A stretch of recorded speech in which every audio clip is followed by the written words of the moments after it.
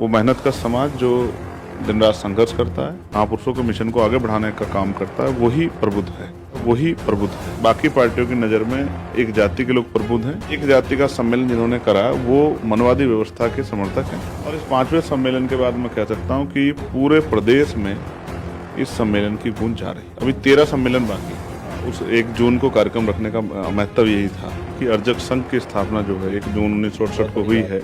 आदमी अहंकार में इस तरह की चीज़ें करता है। मैं बहन जी का हमेशा सम्मान करता हूँ और आज भी सम्मान करता हूँ, हमेशा करता रहूँगा। अगर ये समाज का पढ़ा लिखे बच्चे जो संघर्ष कर रहे हो बरसाती मेंढक हैं आपकी नज़रों में, तो कोई बात नहीं, इसका जवाब समाज आपको देगा। जहाँ अन्याय वहाँ भीमार भी, जहाँ अन्याय वहाँ आज़ाद समाज पार्टी, जहाँ भीमार भी और आज़ाद समाज पार्टी वहाँ चंद्रशेखर। लगातार गालियों के बाद इतना धैर्य कहाँ से ले आते हैं? कि अगर मैं गाली का जवाब गाली से दूंगा तो उनमें मुझ में फ़र्क क्या बचेगा? एटा जैसी घटनाओं को क्या मानते हैं? ये बढ़ती ताकत भी है, ये जागरूकता भी है और ये रिएक्शन भी। इसमें तीनों चीज़ है।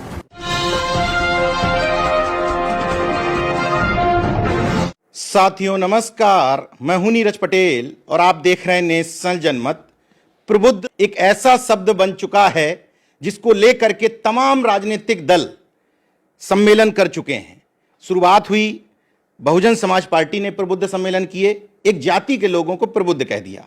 समाजवादी पार्टी ने प्रबुद्ध सम्मेलन किए, एक जाति के लोगों को प्रबुद्ध मान करके सम्मेलन कर दिए। भारतीय जनता पार्टी ने भी प्रबुद्ध सम्मेलन किए, हालांकि वहां एक जाति के लोगों को नहीं माना गया। अब आजाद समाज पार्टी मंडल स्तरीय जो अपने आयोजन कर रही है उसका नाम दिया अस्तित्व बचाओ भाईचारा बनाओ प्रबुद्ध जन सम्मेलन। इन्हीं सब विषयों पर बातचीत के लिए मेरे साथ नगीना से सांसद और आजाद समाज पार्टी के राष्ट्रीय अध्यक्ष चंद्रशेखर आजाद जी हैं। क्या वजह है इस प्रबुद्ध शब्द पर इतना फोकस क्यों? आपने राजनीति को 360 डिग्री घुमाते हुए प्रबुद्ध की नई परिभाषा कर दी। कौन है आपकी नजर में प्रबुद्ध? वो मेहनत का समाज जो दिन रात संघर्ष करता है और फिर भी महापुरुषों के मिशन को आगे बढ़ाने का काम करता है, वही प्रबुद्ध है। बाकी पार्टियों की नज़र में एक जाति के लोग प्रबुद्ध हैं। और मैं इसी को मनवादी जो व्यवस्था थी जिसके खिलाफ हम लोग काम कर रहे हैं, हमारे महापुरुषों ने किया, वो भी यही कहती थी कि एक ही जाति के लोगों पे विशेषता है कि वो प्रबुद्ध हैं, बाकी लोग सब उनसे नीचे हैं। तो ये जो भेदभाव की जो नीति है, मैं आज ये भी कह सकता हूँ स्पष्टता से कि जितने भी लोग एक जाति का सम्मेलन जिन्होंने करा वो मनवादी व्यवस्था के समर्थक हैं, मनवादी व्यवस्था को मानते हैं। ये हक वंचित कमजोर समाज प्रबुद्ध है और ये अपने विकारों से, अपनी समस्याओं से निकलने के लिए झटपटा रहा, संघर्ष कर रहा है। हमने ये सम्मेलन इस आधार पर बुलाए कि हमारा जो संघर्षशील नेतृत्व है उनके और ज़मीन पे जो चल रहा है, तो ज़मीन पे जो लोग काम करते हैं, रहते हैं, जनरल पब्लिक के बीच में रहते हैं, उनको हम लोग सुने और हमारा जो कार्यकर्ता है वो सुने, हमारे पदाधिकारी, कि वो लोग क्या सोचते हैं। और हमने उनको छूट दी कि वो आए मंच पे अपनी बात रखें और उसमें जो सुधार हम लोग कर सकते हैं, जो आज हम कार्यक्रम चला रहे हैं, तो हम लोग उसमें सुधार करें। और मुझे बड़ी मैं गौरवान्वित महसूस कर रहा हूँ कि ये जो सहारनपुर से जो सम्मेलन चले, हालांकि ये भी नीरज भाई मैं कह दूँ कि सहारनपुर से जो चीज़ चलती है और वो किसी के रोके से रुकती तो नहीं। तो सहारनपुर में हुआ, फिर मेरठ का हापुड़ में हुआ, फिर आगरा में हुआ, फिर गाजीपुर में हुआ, फिर आगरा में हुआ, और ये 5वां जो है लखनऊ में हुआ। और इस 5वें सम्मेलन के बाद मैं कह सकता हूँ कि पूरे प्रदेश में इस सम्मेलन की गूंज जा रही। अभी 13 सम्मेलन बाकी। जब वो 13 सम्मेलन पूरे हो जाएंगे, आप देखना, आपको एहसास होगा कि आज़ाद समाज पार्टी की बात घर घर तक चली जाएगी। तो इस प्रबुद्ध जन सम्मेलन के जरिए जो बहुजन समाज की समस्याएं हैं और उनसे उनका निराकरण किस तरह हो सकता है और किस तरह से आज़ाद समाज पार्टी सत्ता में आके किन किन विषयों पे महत्वपूर्ण काम कर सकती है, उन विषयों के अलावा जो पहले से चले आ रहे हैं। तो इसलिए प्रबुद्ध जन सम्मेलन है चलाए जा रहे हैं और इसमें समाज का बहुत सहयोग, बहुजन समाज का, हकवंचित बहुजन समाज का सहयोग बड़े मात्रा में मिल रहा है। मैं उसके लिए उनका आभार प्रकट करता हूँ, उस विश्वास के लिए आभार प्रकट करता हूँ जो उन्होंने हम लोगों पे, हमारी पार्टी, हमारे संगठन पे जताया है। आपने कहा कि गूंज पूरे प्रदेश तक जा रही है। कल मैं आयोजन में शामिल था, मैं देख रहा था और ऑब्जर्व कर रहा था। मैंने इसके बाद तमाम सारे ऑफिसर से बात की, वर्तमान और पूर्व। अच्छी बात यह है कि नौकरी पेशा लोग भी थे, डॉक्टर्स, इंजीनियर, तमाम लोग थे। तो हाँ, ये बात है कि परसेप्शन चेंज हुआ है।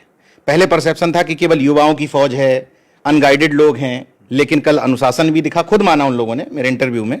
लेकिन जब आपने गूंज शब्द का प्रयोग किया तो मुझे एक ट्वीट याद आ गया अचानक से कि गूंज पहुंच तो रही है, लेकिन गूंज इतनी तेजी से पहुंच रही है कि जिनको आप हमेशा सम्मान देते हैं, कहते हैं कि मेरी आदर्श हैं, वो शब्द लिख रही हैं कि बरसाती मेढक हैं तो ऐसे निकलते रहते हैं, क्या मतलब है ये?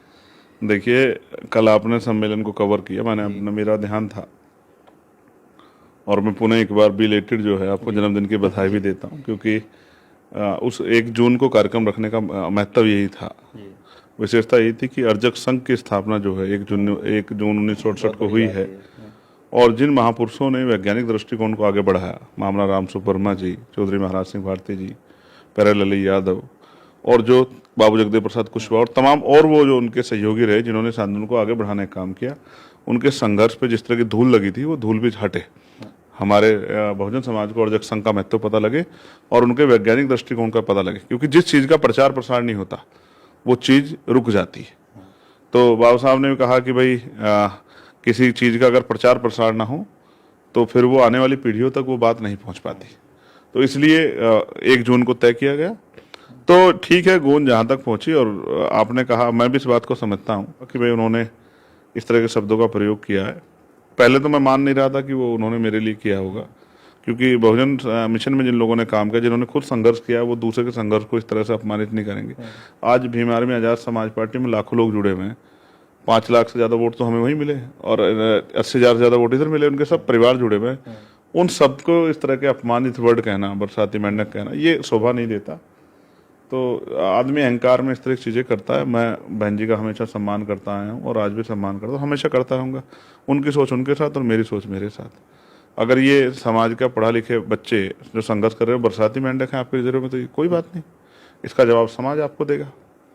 भाई आप ये देखो, कहीं भी अन्याय होता है, कहीं भी जुल्म होता है या जुल्म का प्रतिरोध होता है, तो वहाँ बीमार भी दिखाई देती है। चाहे वो ग्वालियर का प्रकरण हो, चाहे वो एटा का प्रकरण हो, चाहे वो मथुरा का प्रकरण हो, चाहे अभी जो है अलीगढ़ का प्रकरण, कहीं चले आप, जहाँ अन्याय वहाँ भीम आर्मी, जहाँ अन्याय वहाँ आज़ाद समाज पार्टी, जहाँ भीम आर्मी और आज़ाद समाज पार्टी वहाँ चंद्रशेखर। तो आप समझो कि समाज का जो भाव है, जो बल है नेज भाई, वो आज़ाद समाज पार्टी के साथ बढ़ रहा है। अब जो उनके मन में एक ये था कि भाई सब लोग आगे बढ़ जाएं, तो कल 60% हमारे सीनियर लोग थे, और जिस तरह से मैं यहाँ 2 दिन रुका, उन्होंने जो प्यार आशीर्वाद दिया है, मैं उससे गारंटी से कह दे सकता हूँ कि आने वाला समय अगले 6 महीने बहुत कुछ बदल जाएगा। तो उन्होंने जो ये शब्द भी कहे, तो ये भी मैं आशीर्वाद स्वरूप रख लिखता हूँ। मैं तो छोटा हूँ, मेरा काम है कि मुझे बड़े कुछ भी दें, गाली दें या कुछ भी। लगातार गालियों के बाद इतना धैर्य कहाँ से ले आते हैं आप? अब ठीक है, आप सोचो कि संस्कार ऐसे दिए हैं महापुरुषों ने कि अगर मैं गाली का जवाब गाली से दूंगा तो उनमें मुझ में फर्क क्या बचेगा? भाई आप ही बताओ, क्या आप ही के परिवार को छूट मिली है समाज का काम करने की? क्या ये काम कोई गरीब का बेटा नहीं कर सकता है? और मेरे काम में कमी बताओ। अब मैं चैलेंज करके कहता हूँ, उन्होंने नाम लिखा सपा बसपा कांग्रेस के सहयोग से, आप मुझे बताओ मैंने क्या सहयोग किया उनका?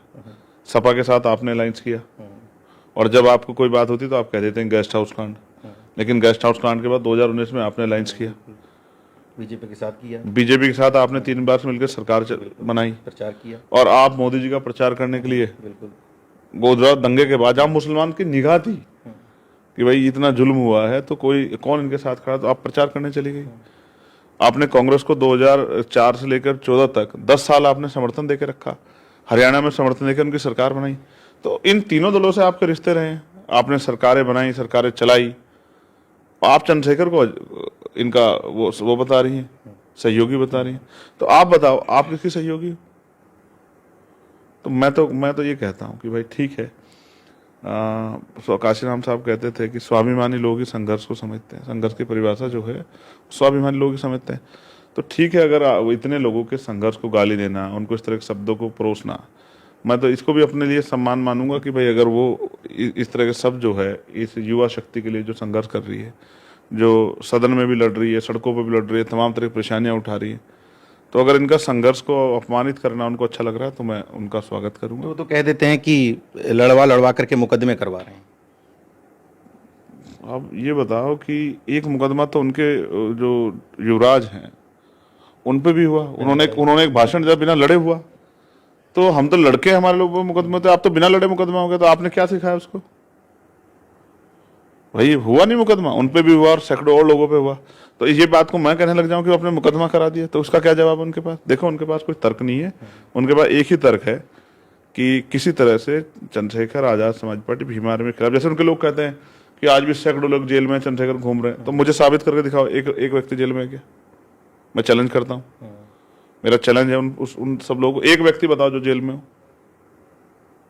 और मुकदमे अगर आप अन्याय के खिलाफ लड़ोगे तो सरकार आपको क्या तोहफे भेंट करेगी। यानी कि सहारनपुर की घटना को लेकर जो आरोप लगाए जाते हैं, कोई इस समय जेल में नहीं है। कोई सहारनपुर छोड़िए, पूरे देश में कोई जेल में नहीं। छत्तीसगढ़ के लोग थे, सतनामी समाज की जो लड़ाई थी उसमें जेल में गए थे, वो भी उनके लिए भी हमने और हमारी पार्टी और संगठन के लोगों ने, हमारे राष्ट्रीय अध्यक्ष विनय भाई ने और कमल भाई ने, तमाम साथियों ने जाके वहां दिन रात संघर्ष किया, मध्य प्रदेश के लोगों ने। और SC/ST को लेकर जो प्रोटेस्ट हुआ था एक्ट को लेकर, उसमें भी कोई जेल में नहीं। नहीं, कोई जेल में नहीं है, एक भी बच्चा जेल में नहीं है। तो ये झूठ तो इसलिए फैलाए जाते हैं जिससे कि समाज में गुमराह हो समाज, और समाज में ये विश्वास बने कि भाई ये काम सही नहीं कर रहे हैं। जिसको आकलन करना है वो हमारे पास आए, बैठे हमसे चर्चा करे, आकलन करे। जिसको कोई शिकायत है, ऐसे थोड़े दूर से बैठे किसने कुछ कह दिया उस बात को मान ले, फिर आप में और भक्तों में क्या फर्क बचा। भाई आप आइए ना, आके तर्क कीजिए हमसे, आप सवाल पूछे हम जवाब देंगे। अच्छा, आपने एटा घटना का जिक्र किया अभी, और आपने मंच पे भी किया था। एटा जैसी घटनाओं को क्या मानते हैं, ये रिएक्शन है या बढ़ती ताकत का सबूत है, जागरूकता का सबूत है, क्या मानते हैं? देखो, ये बढ़ती ताकत भी है, ये जागरूकता भी है और ये रिएक्शन भी है। इसमें तीनों चीज है। क्यों है?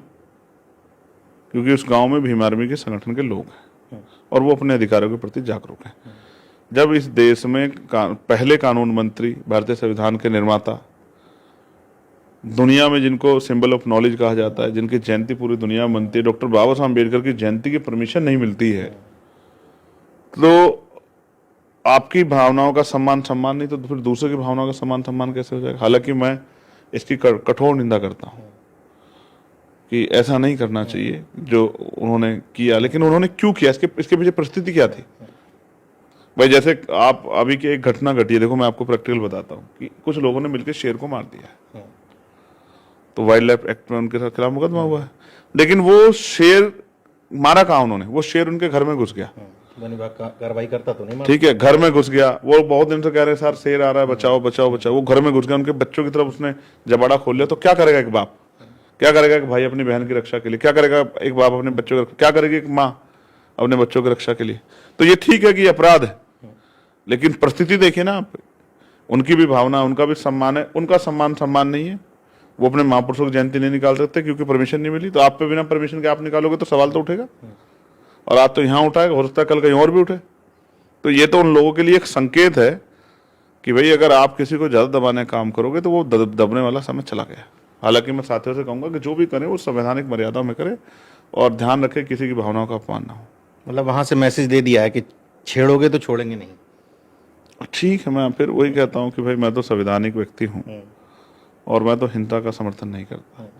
और ठीक है, लोकतंत्र में जागरूकता अधिकारों को और सवालों को जन्म देती है। लोगों को अपने अधिकारों की रक्षा का प्रयोग करना चाहिए और अपने सवाल भी रखने चाहिए। वैसे मैं लगातार आपको देखता हूं और मैं खुद भी उन्हीं विचारों का हूं कि मुझे मूर्तियों पे बहुत ज़्यादा इंटरेस्ट नहीं है, लेकिन फिर भी इस दौर में हाईकोर्ट, ग्वालियर के हाईकोर्ट परिसर के अंदर प्रतिमा लगाने का ऑर्डर वहां के चीफ जस्टिस दे देते हैं। चीफ जस्टिस अपनी मौजूदगी में खुद अशोकनगर की जिला अदालत में संविधान पार्क बनवाते हैं, मूर्ति भी लगवाते हैं, लेकिन हाईकोर्ट में मूर्ति नहीं लग पाती और लोग कहते हैं कि जातिवाद खत्म हो गया। देखिए, आप ग्वालियर की बात कर रहे हैं और क्योंकि हम न्यायपालिका का सम्मान करते हैं तो honourable chief justice high court MP, उनका ये ऑर्डर था कि भाई ये लगनी चाहिए, और उसके उद्घाटन के लिए गवर्नर वो खुद आ रहे थे। तो किसने रोकी, किसको तकलीफ थी बाबा साहब अम्बेडकर से? वो दल, वो लोग किस पार्टी से जुड़े हैं, किस संगठन से जुड़े हैं, किस विचार से जुड़े हैं। अगर आप इसकी जांच करोगे तो आपको पता लग जाएगा। एक तरफ बाबा साहब का नाम लेते हैं, दूसरी तरफ बाबा साहब की स्टैचू से भी डरते हैं। मैं भी स्टैचू के बहुत पक्ष में नहीं, लेकिन स्टैचू का ऑर्डर हाईकोर्ट के चीफ जस्टिस ने किया, और फिर उस स्टैचू को जब वो आई, किस तरह से अपमानित करने का और किस तरह चैलेंज करने का काम किया कि हम लगने नहीं देंगे, हम इसको तोड़ देंगे, हम इसको ये कर देंगे, हम इसको वहां भिजवा देंगे। तो आप समझो कि आज भी बाबा साहब अम्बेडकर से इतना भय और उनकी सोच से, उनके विचार और जो समतामूलक समाज की स्थापना में संविधान के जरिए कर गए, उससे कितनी नफरत है लोगों को। यानी कि आज भी गैर बराबरी, जातिवाद लोगों के अंदर घुसा हुआ है। तो अब ठीक है, क्योंकि संवैधानिक प्रक्रिया में वो होना है। 11 तारीख को पार्टी ने वहाँ रैली रखी है, 11 तारीख को हाँ। ग्वालियर में और पार्टी के लोग इकट्ठा होंगे और वो फैसले लेंगे, क्योंकि ये मान सम्मान जुड़ा विषय है। हालांकि हम तो संवैधानिक व्यक्ति और कोशिश कर रहे हैं सब कुछ संवैधानिक तरीके से हो। तो डंडा परेड भी हुई थी, आपने अगर देखी हो वहाँ, और वो इसलिए हुई थी कि जो लोग चैलेंज कर रहे थे उनको बताने के लिए डंडा परेड डंडे में नाम लिख करके, हाँ, उनको ये बताया गया था कि भाई ठीक है, किसी जाति को अपमानित करना है, किसी को चैलेंज करना है, कि संगठन को, ये ठीक नहीं है। आप 5 जगह मंडलीय सम्मेलन कर चुके हैं, किस तरह का रिस्पॉन्स नजर आ रहा है और पंचायत चुनाव में क्या भूमिका रहने वाली है पार्टी की? और जहां तक मैं कहता हूं कि अगर निष्पक्ष चुनाव हुए तो आजाद समाज पार्टी उत्तर प्रदेश की सबसे बड़ी पार्टी होगी पंचायत चुनाव में। आप मेरी बात को याद रखना। ये मैं कोई बहुत उत्साह में अतिशयोक्ति के तौर पर नहीं कह रहा हूँ, ये मैं कार्यकर्ताओं के उत्साह, पंचायत चुनाव में सबसे बड़ी पार्टी, हाँ, ये मैं अब वोट के आधार पर आप देख लेना, आपको आइडिया हो जाएगा। पंचायत स्तरीय चुनाव है तो आप देखना कि ग्रामीण क्षेत्रों में आजाद समाज पार्टी का वर्चस्व किस तरह से बढ़ रहा है। इसका पैमाना जो है ये त्रिस्तरीय पंचायत चुनाव होगा, और निष्पक्ष अगर हुआ तो आप देखना, जो मैं आज आपसे कह रहा हूँ उत्साह में नहीं कह रहा हूँ, लोगों के संघर्ष को देख के कह रहा हूँ। आप जानते हैं हमारा वर्कर कैसे आता है, मोटरसाइकिल से, साइकिल से, ट्रेन से, बस से, भूखे पेट प्यासे रह के। तो जिस नौजवान में ये और ये भावना पैदा होगी ये कि मुझे सत्ता प्राप्त करनी है, मुझे ताकत बनानी, तो वो देखो आने वाले चुनाव में, जब छोटे चुनाव होंगे, देखो किस तरह कमाल करके दिखाता है। और आप देखना ऐसे ऐसे साथी त्रिस्तरीय पंचायत चुनाव जीत के आएंगे, इनको देख के लोग दंग रह जाएंगे, जिनके पैरों में चप्पल भी भले अलग अलग रंग की हो, जिनकी पैंट भले फटी हुई हो, शर्ट फटी हुई हो, जिनके घर पे शायद तरपाल पड़ी हो, जिनके यहाँ अच्छा पक्का बाथरूम ना हो, या और तमाम तरह की असुविधाएं हो सकती हैं, लेकिन राजनीतिक वजूद उनका इतना बड़ा बढ़ेगा, आपको भी खुशी होगी, और लोकतांत्रिक व्यवस्था को मानने वाले लोगों में भी खुशी होगी। सिर्फ पैसे वालों का मौका नहीं आएगा, काम करने वाले, संघर्ष करने वाले लोगों का मौका आएगा। कल के सम्मेलन में आपने बाराबंकी के एक छात्र को बुलाया था और बताया आपने कि ये आजादी के बाद से पहली बार गांव का कोई लड़का 10th पास कर पाया। इस दौर में उस गांव के लोगों ने, अब ये उन सत्ताधारी दलों से पूछो जिनको सत्ता रही है, कि उस गांव की क्या हालात होंगे और वो किस तरह समझते होंगे इस देश की, राज्य की और केंद्र की पॉलिसियों को, किस तरह से वो बात कर पाते हैं अपने अधिकारों के लिए, जहाँ 10वीं तक पढ़ाई नहीं हुई है। इसलिए उस बच्चे को सम्मानित करना मेरे और मेरे जैसे सभी लोगों की ये जिम्मेदारी थी, और मैंने अपनी जिम्मेदारी को अदा किया है। और मुझे आशा विश्वास है कि उसने 10वीं की है, लेकिन वो एक दिन पैरों पर खड़े होकर सरकारी नौकरी करेगा और अपने परिवार का और अपने क्षेत्र का, अपने गाँव का नाम रोशन करेगा, और उससे प्रेरणा लेंगे बहुत सारे गाँव के लोग, और कल वो भी आएंगे मैदान में। प्रबुद्ध जन सम्मेलन का क्या इम्पैक्ट है ये आप लोग खुद आकलन करें, लेकिन कल मैं एक बाइट कर रहा था, उसमें एक रिटायर्ड कर्मचारी रो पड़े और बोले कि मैं यहाँ कार्यक्रम में सिर्फ इसलिए आया हूं क्योंकि पहली बार बहुजनों के लिए किसी ने प्रबुद्ध शब्द का इस्तेमाल किया है। इसका मतलब इस प्रबुद्ध शब्द ने, प्रबुद्ध सम्मेलन ने उत्तर प्रदेश की पूरी राजनीति को हिला करके रख दिया है। और जिस तरह की भीड़ उमड़ रही है, आगरा में भी मैं ऑब्जर्व कर रहा था, लखनऊ में भी मैं ऑब्जर्व कर रहा था, झांसी में आपका जो अगला सम्मेलन होना है, झांसी 14 जून को, तो झांसी के कार्यक्रम में भी मेरी टीम रहेगी। तो कुल मिलाकर के उत्तर प्रदेश की राजनीति को मथा जा रहा है।